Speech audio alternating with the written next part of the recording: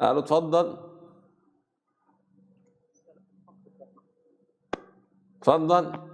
السلام عليكم. وعليكم السلام ورحمة الله وبركاته. شيخنا يعني الصوفي كمان بيعلن هدايته؟ أيوه. طيب أنا صوفي بس مهتدي من زمان، يعني متابع كثير ومتابع الشيخ عثمان الخميسي كثير وإذا بتحط إذا بتعلن إنه هداية لكن أنا كمان بحط رقم لإلي. أبشر إن شاء الله. حاضر. ونشغل لك تكبير كمان. كمان. يعني عندي سؤال، يعني اتفضل. أنا مو بس لحالي على فكرة، يعني أنا حتى إمام الجامع يعني صرت عم وجهه للميول تبعي، يعني عم بستند مثلا على حواراتك وعلى طبعا يعني مثلا عم يسألوا مثلا إنه أشياء مثلا إنه تجسيم وما تجسيم، بقول له إنه يعني امبارح مثلا كنا بالجامع وكنت عم بوضح له إنه مثلا التجسيم وما تجسيم يعني مذكور بالآيات، شيء اللي مذكور بس ليس كمثله شيء. يعني شيء اللي مذكور خلاص هو المذكور، انه هو عاطي لنفسه صفه مثل الامام حنبل لما كان بيحاور المعتزله، فانا عم بقول بنفس كلام الامام حنبل. الله يعني المستعان. هيك على العموم نبقى قصص. نفتح إن شاء الله موضوع بالموضوع ده إن شاء الله. شكرا ليك يا أخي. الله يكرمك. فيعني مو انا لحالي بس، اليوم بعلن هدايتي وبعدين بتصل فيك ان شاء الله اذا عملت اكثر بخبرك وبنعلن هدايتهم ان شاء الله. إن شاء الله. جزاك الخير. شكرا لك. يعطيك العافيه. مع السلامة. الله أكبر الله أكبر الله أكبر، لا إله إلا الله.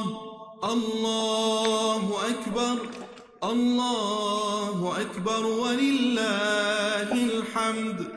الله أكبر الله أكبر الله أكبر، لا إله إلا الله. الله أكبر الله أكبر ولله الحمد.